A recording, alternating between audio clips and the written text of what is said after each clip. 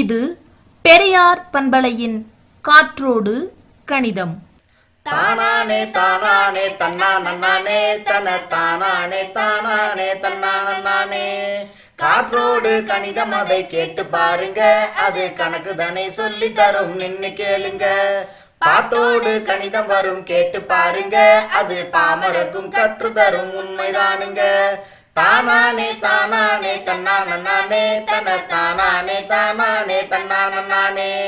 ஐயா ராமானுஜர் புகழை நாம பெருக்கிக் கொள்ளுவோம், அவர் சிறப்பை நாம் ஊரெல்லாம் கூட்டிக் கொள்ளுவோம். கணக்கறியா நிலையை நாம கழித்துக் கொள்ளுவோம், இனி கணக்கேதான் உலகென்ற நிலையை வகுப்போம். தானானே தானானே தன்னானே தன தானானே தானானே தன்னானே. போடு தானானே தானானே தன்னானே தன தானானே தானானே தன்னானே. காற்றோடு கணிதம் அதை கேட்டு பாருங்க அம்மா, காற்றோடு கணிதம் அதை கேட்டு பாருங்க, அது கணக்கு தானே சொல்லி தரும் நின்னு கேளுங்க. பாட்டோடு கணிதம் வரும் கேட்டு பாருங்க, பாட்டோடு கணிதம் வரும் கேட்டு பாருங்க, அது பாமரர்க்கும் கற்று தரும் உண்மைதானுங்க. தானானே தானானே தன்னானே தன தானானே தானானே தன்னானே. வணக்கம் நேர்களே, உங்களோடு இணைந்திருப்பது உங்கள் அன்பு சகோதரி அமிர்த ஜெயந்தி. இன்றைய காற்றோடு கணிதத்தில் நாம் முதலில் கேட்கவிருப்பது 10ஆம் வகுப்பு மாணவர்களுக்கான கணித குறிப்புகள். வழங்குபவர் ஆசிரியர் திரு நாகராஜன் அவர்கள்.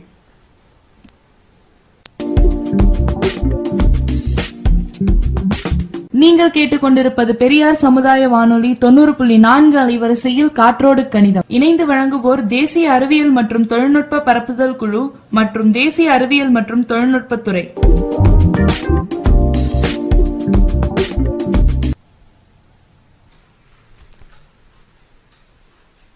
மண்டபம் பகுதியில் இன்று நம்முடைய சமுதாய மகளிரை காண்பதற்காக வந்திருக்கும் திருமதி காந்திமதி மேம் அவர்களுக்கும், இந்த நிகழ்ச்சியில் பங்கு பெற இங்கு வருகை புரிந்திருக்கும் இப்பகுதி பெண்களுக்கும், காற்றோடு கணிதம் நிகழ்ச்சிக்காக இங்கு வருகை புரிந்திருக்கும் ஆசிரியர் திரு நாகராஜன் அவர்களுக்கும் என்னுடைய நன்றியினை வணக்கத்தினை பெரியார் பண்பலையின் சார்பாக முதலில் தெரிவித்துக் கொள்கிறேன். கடந்த மாதம் சாரதா நகர் பகுதியில் காற்றோடு கணிதம் நிகழ்ச்சிக்காக நாம் ஒரு எண் ஒரு ரன் என்ற ஒரு கணித வினாவினை நடத்தினோம். அப்போது பல பெண்களும் 10ஆம் வகுப்பு பொதுத் தேர்வு எழுத இருக்கும் தங்கள் பிள்ளைகளுக்கு ஏதேனும் நிகழ்ச்சிகள் பெரியார் பண்பலையின் காற்றோடு கணிதத்தில் வருமா என்று கேட்டனர். அதனைத் தொடர்ந்து இன்று கணித குறிப்புகளை வழங்க நமக்கு ஒரு ஆசிரியர் வந்திருக்கிறார்கள். கிராமப்புற மாணவர்கள் கணக்கில் மட்டும் தேர்வடைய தவறுவதால் 10ஆம் வகுப்பில் தோல்வியடையக்கூடிய நிலை வருடா வருடம் வாடிக்கையாக இருக்கிறது. பல மாணவர்கள் 10ஆம் வகுப்பில் கணக்கில் தோல்வியடைவது நமக்கு மிகவும் மனதுக்கு வருத்தமான ஒரு நிகழ்ச்சியாக இருக்கிறது. அப்படிப்பட்ட பின்தங்கிய மாணவர்கள் எளிதாக வெற்றி பெற, அதாவது குறைந்தபட்சம் 40 மதிப்பெண்களை மிக எளிதாக பெற பொதுத் தேர்வு இந்த ஆண்டு எழுதவிருக்கும் கிராமப்புற மாணவர்களுக்கு சில குறிப்புகளை கொடுப்பதற்காக அஞ்சுகம் முத்துவேலர் அரசு மேல்நிலைப்பள்ளி, திருக்குவளை அஞ்சுகம் முத்துவேலர் அரசு மேல்நிலைப்பள்ளியின் பட்டதாரி ஆசிரியர் திரு நாகராஜன் அவர்கள் இங்கு நமக்கு குறிப்புகளை தர வந்திருக்கிறார். அவர்களை மேடைக்கு அழைக்கிறோம். எனக்கு இத்தகைய வாய்ப்பை கொடுத்த பெரியார் பண்பலையின் காற்றோடு கணிதம் நிகழ்ச்சிக்கு எனது நன்றிகளை தெரிவித்துக் கொள்கிறேன். 10ஆம் வகுப்பு மாணவர்களை பொறுத்தவரை கணித பாடத்தில் தேர்ச்சி பெறுவது மிகவும் எளிதான விஷயம். அதாவது வினாத்தாளின் வடிவமைப்பை தெரிந்து கொண்டால் மாணவர்கள் நிச்சயமாக கண்டிப்பாக ஒரு சில பகுதிகளை படித்தால் கூட போதும் அவர்கள் தேர்ச்சி பெற்றுவிடலாம். உதாரணமாக செய்முறை வடிவியல், அதாவது நம்ம ஜாமெட்ரின்னு சொல்றோம் இல்லையா, அந்த கணக்கு ஒரு 2 பயிற்சிகளை மட்டும் முழுமையாக பயிற்சி செய்தால் போதுமானது. என்னென்ன பயிற்சிங்க கேட்டீங்கன்னா, தொடுகோடு வரைதல், முக்கோணம் வரைதல், 2 தான். இந்த 2லும் ஒன்றும் அதிகமான கணக்குகள் இல்லை. தொடுகோடு வரைதலில் ஒரு 4 கணக்குகளும், குத்துக்கோடு தரப்பட்டால் முக்கோணம் வரைதல் இதிலிருந்து ஒரு 3 கணக்குகளும், நடுக்கோடு தரப்பட்டால் முக்கோணம் வரைதல் இதிலிருந்து ஒரு 4 கணக்குகள் ஆக கூடுதலாக ஒரு 11 கணக்குகள். இந்த 11 கணக்குகளை முழுமையாக பயிற்சி செய்தால் கண்டிப்பாக 10 மதிப்பெண்கள் மாணவர்கள் எடுக்கலாம். அதே மாதிரி வரைபடம், கிராஃப் என்று சொல்லக்கூடிய வரைபடம். இந்த கிராஃப்ல முதல் பகுதியை விட்டுவிட்டு, அதாவது 10.2 அதில் உள்ள கணக்குகள் அனைத்தையுமே, அதாவது எடுத்துக்காட்டு கணக்கோடு சேர்த்து 9 கணக்குகள் உள்ளன. அந்த 9 கணக்குகளையும் முழுமையாக பயிற்சி செய்தால் கண்டிப்பாக 10 மதிப்பெண்களை பெற்றுவிடலாம். அதிலும் கிராஃப் பொறுத்த வரைக்கும் அந்த அட்டவணை, அதுல ஏற்கனவே அட்டவணை கொடுக்கப்பட்ட கணக்குகளே ஒரு 5 கணக்குகள் இருக்கின்றன. அட்டவணை கொடுக்கப்படாத கணக்குகள் 4, அட்டவணை கொடுக்கப்பட்ட கணக்குகள் 5. இதில் ஏதாவது ஒன்று கண்டிப்பாக பொதுத் தேர்வில் கேட்கப்படும். ஆகவே மிக எளிதாக இந்த 9 கணக்குகளை பயிற்சி செய்வதன் மூலம் மிக எளிதாக 10 மதிப்பெண்களை பெற முடியும். ஆக ஜாமெட்ரியில் 10 மார்க்கு, கிராஃப்ல 10 மார்க்கு மிக எளிதாக மாணவர்கள் பெற முடியும். அடுத்ததாக அவர்கள் பயிற்சி பெற வேண்டிய சில இயல்களை, அதாவது யூனிட், அதை மாணவர்கள் தெரிந்து கொண்டால் 35 மதிப்பெண்கள் மட்டுமல்ல, குறைந்தபட்சம் ஒரு 50 மதிப்பெண்களை அவர்களால் பெற முடியும். உதாரணமாக கணங்களும் சார்புகளும் முதல் இயலாக, முதல் யூனிட்டாக இருக்கக்கூடிய கணங்களும் சார்புகளும், இதிலிருந்து 1 மதிப்பெண்கள் வினாக்கள் 1, 2 மதிப்பெண்கள் வினாக்கள் 2, 5 மதிப்பெண்கள் வினாக்கள் 2 ஆக கூடுதலாக 15 மதிப்பெண்கள் இப்பகுதியிலிருந்து கேட்கப்படும். இதில் உள்ள கணக்குகள் அனைத்துமே மிக எளிமையானவை. மாணவர்களுக்கு அதிகமாக கூட்டல், கழித்தல், பெருக்கல், வகுத்தல் இல்லாத கணக்குகள், அதாவது வெண்படம் வரைதல், நிறுவுக, இந்த மாதிரியான உள்ள கணக்குகள் தான். ஆகவே இது கூட்டல், கழித்தல் இல்லாத கணக்குகள். ஆகவே அடுத்ததாக நிகழ்தகவு, அதாவது கணக்கு புத்தக நூலில் முதல் இயல் மற்றும் கடைசி இயல் 2 இயல்களும் மிக எளிதானவை.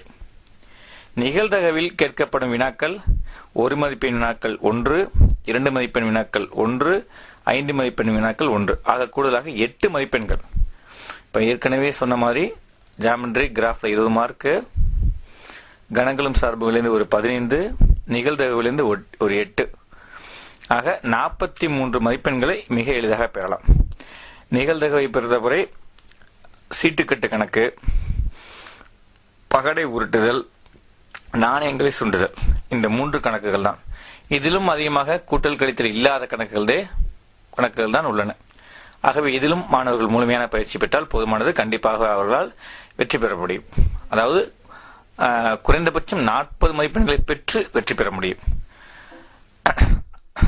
இதை தவிர மேற்கொண்டு மதிப்பெண்களை பெற வேண்டுமானால் மாணவர்கள் அணிகள், அளவியல், ஆயத்தொலை வடிவியல், மெய்யெண்களின் தொடர் வரிசைகளும் தொடர்களும், இயற்கணிதம், புள்ளியியல், வடிவியல், முக்கோணவியல், இதிலிருந்து சில கணக்குகளை, எல்லா கணக்குகளையும் படிக்க வேண்டும் என்று, செய்து பார்க்க வேண்டும் என்ற அவசியமில்லை. அதாவது நான் கூறுவது அனைத்துமே தேர்ச்சி பெற ஒரு 50 மதிப்பெண்களோடு தேர்ச்சி பெற வேண்டும் என்று நினைக்கிற மாணவர்களுக்கு தான்.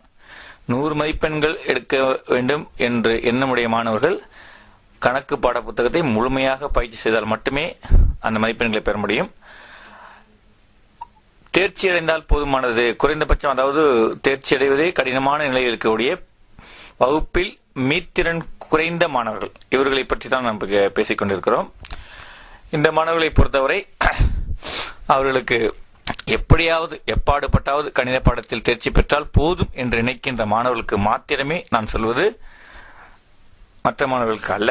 மற்ற மாணவர்கள் இதை கேட்டுக்கொள்ளலாம். அவர்கள் கடந்த ஆண்டு கேட்கப்பட்ட வினாத்தாள்களை வைத்துக்கொண்டு எந்தெந்த வினாக்களுக்கு, எந்தெந்த பயிற்சிகளுக்கு முக்கியத்துவம் தர வேண்டும் என்பதை ஒப்பிட்டு பார்த்து, அதில் கேட்கப்பட்ட வினாக்களை அடிக்கடி குறிப்பேட்டில் எழுதி பார்த்து பயிற்சி எடுக்க வேண்டும். அளவியல் அதை பொறுத்தவரை அதில் முக்கியமாக இடம்பெற வேண்டியது சூத்திரங்கள், வாய்ப்பாடுகள். உருளையின் கன அளவு, உருளையின் வலைப்பரப்பு, உருளையின் மொத்த பரப்பளவு, அதே மாதிரி கூம்பின் கன அளவு, வலைப்பரப்பு, மொத்த பரப்பு, கோளம், அரைக்கோளம், இதை மாதிரியான அதிகமான ஃபார்முலா, அதாவது சூத்திரங்கள் உள்ள பகுதி அளவியல்.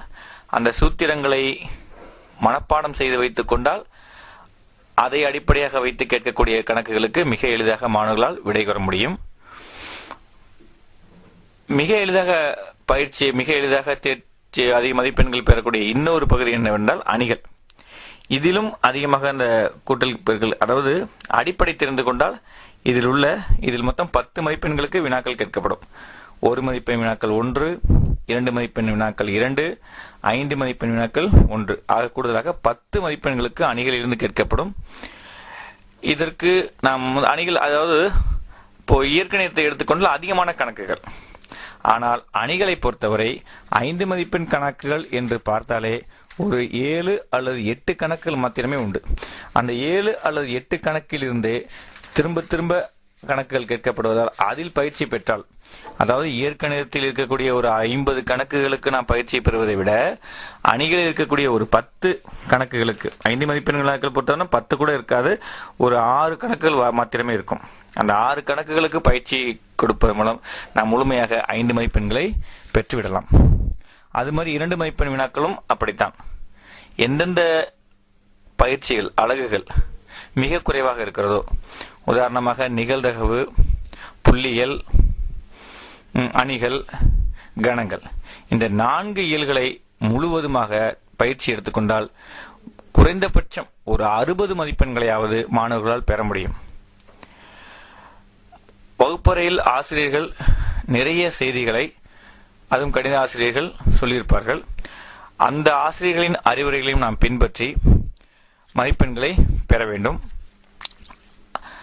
அதிக மதிப்பை இந்த ஆண்டு தேர்வு எழுதக்கூடிய அனைத்து மாணவர்களும் வெற்றியடைய வேண்டும் என்பதே தம் நோக்கமாகும். அதற்காகவே எண்ணற்ற, அதாவது CD வடிவிலும் பொதுத் தேர்வு எழுதும் அனைவரும் தேர்ச்சி அடைய மாணவிகளுக்கான கையேடு கொடுத்தும், பல்விதமான பயிற்சி ஏடுகள் வழங்கியும் மாணவர்களின் தேர்ச்சியை 100 விழுக்காடாக மாற்ற ஆசிரியர்கள், பெற்றோர்கள், அரசாங்கம் அனைவரும் இணைந்து போராடி வருகிறோம். இதில் மாணவர்களும் கைகோர்த்தால் நிச்சயமாக நாம் சிறந்த வெற்றியை, அதாவது 100 விழுக்காடு வெற்றியை நாம் பெற முடியும். நம்பிக்கையோடு எழுதுங்கள், வெற்றி நிச்சயம். வாழ்த்துக்கள். எனக்கு இந்த வாய்ப்பை நல்கிய பெரியார் பண்பலையின் காற்றோடு கணிதம் நிகழ்ச்சிக்கு என்னுடைய நன்றியை மீண்டும் ஒரு முறை தெரிவித்துக் கொண்டு விடைபெறுகிறேன். நன்றி, வணக்கம். வணக்கம். 10ஆம் வகுப்பு மாணவர்களுக்காக கொடுக்கப்பட்ட அனைத்து குறிப்புகளுமே அவங்களுக்கு ரொம்பவே பயனுள்ளதாக இருக்கும் அப்படின்னு நம்புகிறோம். வரும் மார்ச் மாதம் 10ஆம் வகுப்பு பொதுத் தேர்வு எழுத இருக்கிற மாணவர்கள் எல்லாரும் இதை கட்டாயமாக கேட்கணும் அப்படின்னு நாங்கள் ஆசைப்படுறோம். எல்லாருமே இப்போது பள்ளிக்கு போயிருப்பாங்க, அவங்களால கேட்க முடியாது அப்படின்னு சொல்கிறதுக்கு வாய்ப்பு இருக்குது. ஆனாலும் மறு ஒலிபரப்பு மறுநாள் காலை 9 மணிக்கும் மதியம் 1 மணிக்கும் மாலை 5 மணிக்கும் இருப்பதால் மீண்டும் ஒரு முறை ஒளிபரப்பும் பொழுது அந்த நிகழ்ச்சிகளை கேட்டு பயன்பெறுமாறு அன்போடு கேட்டுக்கொள்கிறோம். இந்த 10ஆம் வகுப்பு மாணவர்களுக்கான குறிப்பு சொன்னபோது எப்படி குறைந்த அளவில் படித்து அதிக மதிப்பெண் எடுப்பது என்பதை பற்றியும், எந்தெந்த பாடங்களில் கணக்குகள் கொஞ்சமாக இருக்கிறது அவற்றை எப்படி எளிய முறையில் பயில்வது என்பது பற்றியும், நம்முடைய அரசாங்கம் 10ஆம் வகுப்பு மாணவர்களின் தேர்ச்சிக்காக என்னென்ன முயற்சிகள் செய்து வருகிறது என்பது பற்றியும் நமக்கு மிகவும் தெளிவாக கூறிய ஆசிரியருக்கு நாம் அனைவரும் நன்றி கூறுவோம். நம்முடைய பெரியார் பண்பலையின் காற்றோடு கணிதம் சார்பாகவும் இந்த ஆண்டு 10ஆம் வகுப்பு தேர்வு எழுதவிருக்கிற மாணவர்களின் சார்பாகவும் நம்முடைய நன்றியை அவருக்கு நாம் மீண்டும் தெரிவித்துக் கொள்வோம்.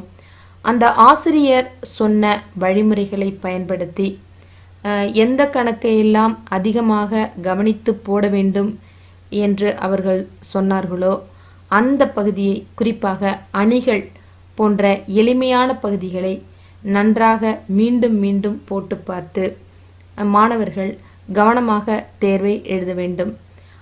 ஒவ்வொருவருமே கருத்துடன், அதாவது தொடர்ந்து பயிற்சி செய்து கணக்குகளை போட்டு பார்த்தால் கட்டாயமாக தோல்வி அடைவது என்கிற ஒரு விஷயமே இருக்காது.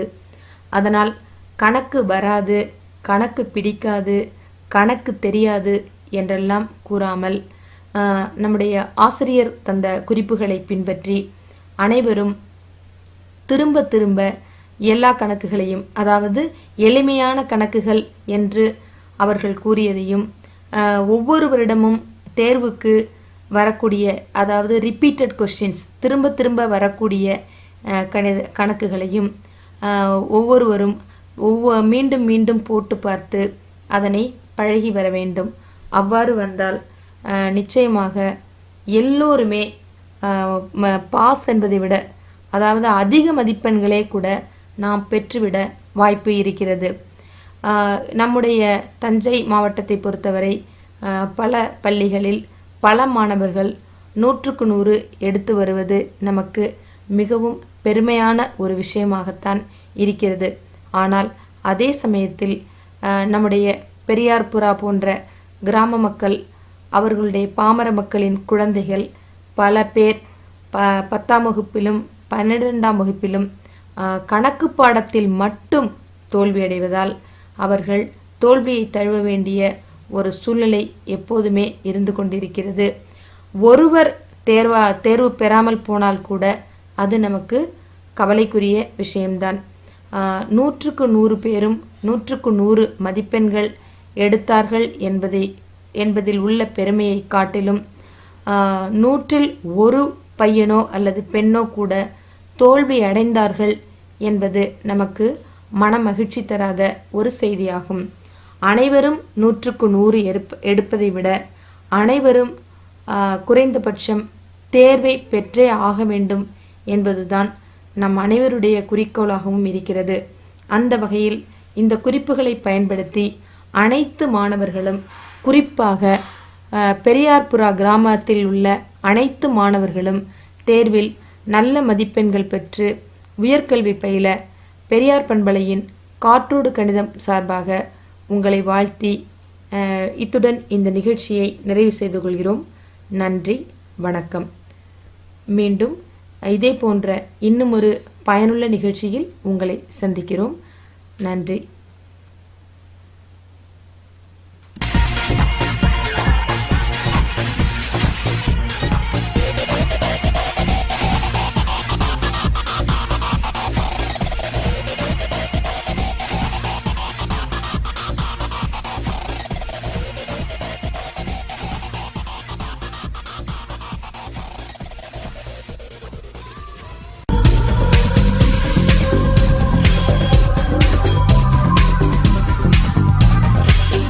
தொடர்ந்து இணைந்தே இருங்கள். இது உங்கள் பெரியார் சமுதாய வானொலி 90.4. இது உங்கள் பகுத்தறிவு பண்பலை.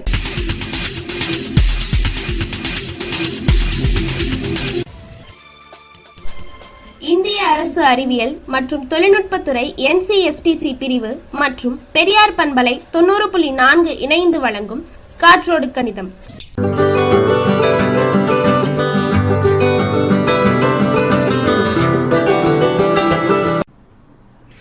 பேப்பர் பழைய பேப்பர் அம்மா, பேப்பர் போடுங்க பழைய பேப்பர், இருஞ்சாமலாம் இருந்தால் போடுங்கம்மா, எதாக இருந்தாலும் வாங்குவோம்மா. பேப்பர் தம்பி இங்க வா. என்னக்கா வீட்டில் பேப்பரில் தான் இருக்கா? இருந்தால் உடனே போடுங்கக்கா. ஆமாப்பா, பழைய தாள்லாம் வீட்டில் இருந்து அடசல தான் உண்டாகுது. இதெல்லாம் எடுத்துட்டு போ, எவ்வளோ வருதுன்னு பார்த்து சொல்லு. இதோ எடுத்துகிட்டு போகிறேங்க்கா. அடடா இல்லைக்கா, எல்லாமே இங்கிலீஷ் பேப்பராகவே இருக்குது, பரவாயில்ல. நமக்கு வந்து ஒரு 5 கிலோ வருதுக்கா. 1 கிலோ எவ்வளோப்பா?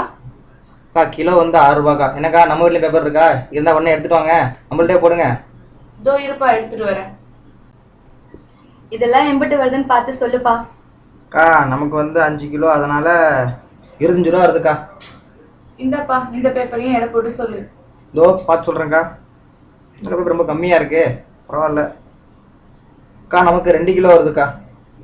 கிலோ எவ்வளோ சொன்னா? 6 ரூபாயா? ஆமாங்க்கா.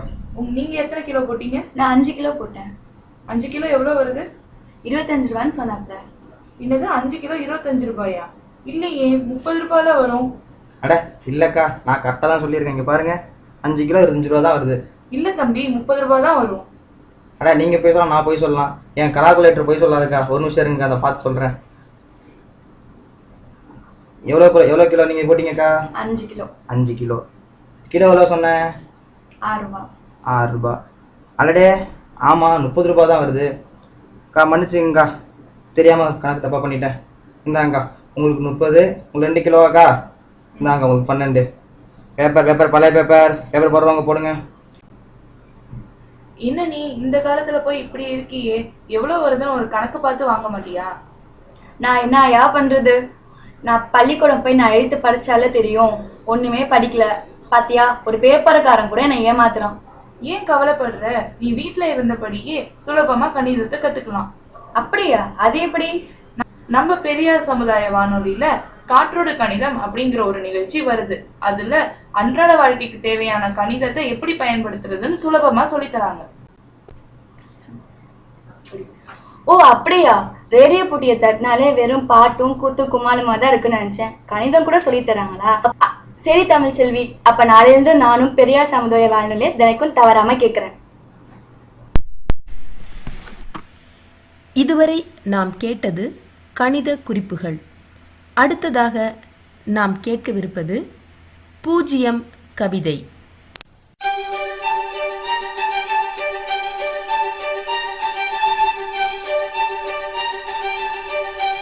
வணக்கம் நேர்களே, இன்றைய எங்கும் மணக்கும் கணக்கு பகுதியில் நாம் கேட்கவிருக்கும் கவிதையின் தலைப்பு 0.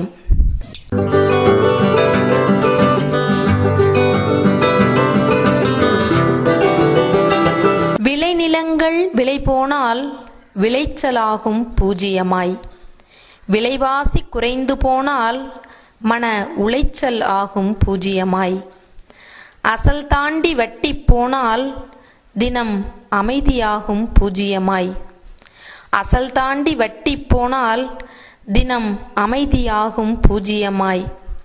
கடன் வாங்கா வாழ்க்கை என்றால் கந்து வட்டி ஆகும் 0. எல்லோருக்கும் கல்வி என்றால் கல்லாமை ஆகும் 0. உழவும் தொழிலும் உயர்ந்து போனால் இல்லாமை ஆகும் 0. மதபேத மாயைகள் மறைந்து போனால் மத கலவரங்கள் ஆகும் 0. சமநீதி தருகின்ற சட்டங்கள் பெருகிப் போனால் அநீதி இழைக்கின்ற குற்றங்கள் ஆகும் 0. கருமேகம் கூடி மழைமேகம் வந்துவிட்டால் வானில் விண்மீன்கள் ஆகும் 0.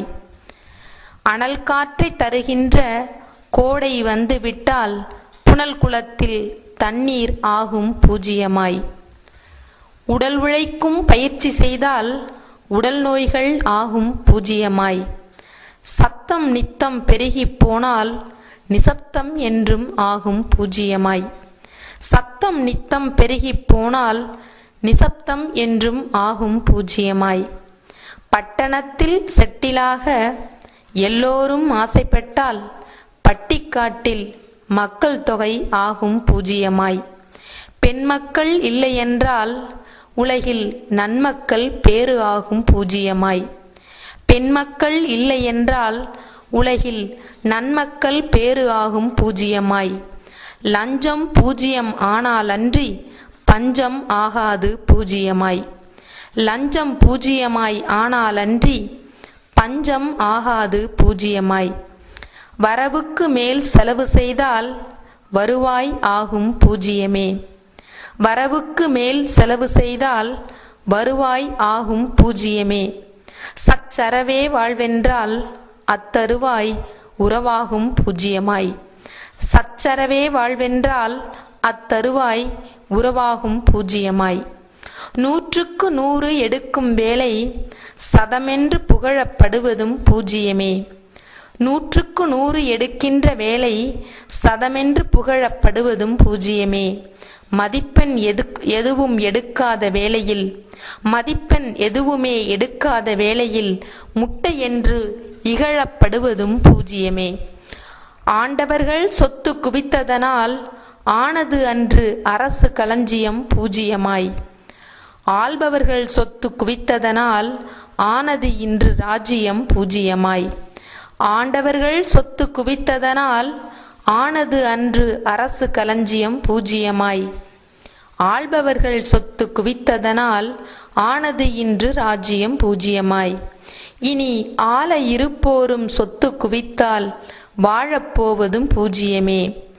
இனி ஆள இருப்போரும் சொத்து குவித்தால் வாழப்போவதும் பூஜ்யமே என்பதாலே ஒரு எண்ணுக்கு வலப்பக்கத்தில் இருக்கும் பூஜ்யம் போலே மதிப்புக்குரிய பூஜ்யமாய் மதிப்பு தரும் பூஜ்யமாய் விளங்கி பூஜ்யம் போலே ராஜ்யம் செய்வோம். நன்றி, வணக்கம்.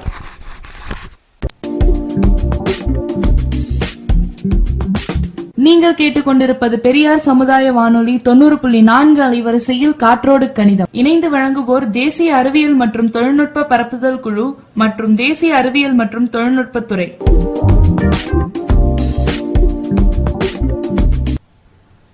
இதுவரை நாம் கேட்டது பூஜ்யம் கவிதை.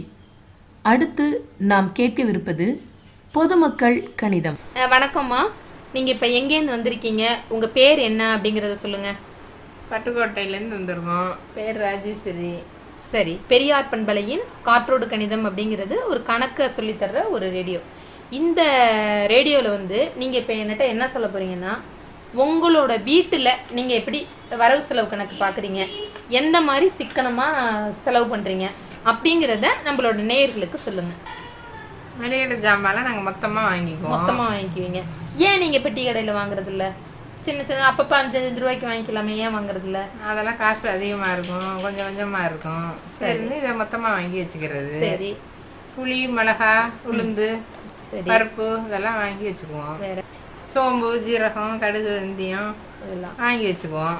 சரி, ஏன் நம்ம வந்து அந்த மாதிரி மொத்தமாக வாங்கி வச்சுக்கணும்? மொத்தமாக வாங்கி வச்சா அதிக செலவு தானே. மிளகா, புளியெல்லாம் அதிகமாக சேர்த்து வாங்கி வச்சா எதனால நீங்கள் சேர்த்து ஒரே நேரத்தில் வாங்கி வச்சுக்கிறேன்னு சொல்கிறீங்க? இப்போ 1 கிலோ உளுந்து 150 ரூபா விற்கிது, மிளகா 150 ரூபா விற்கிது.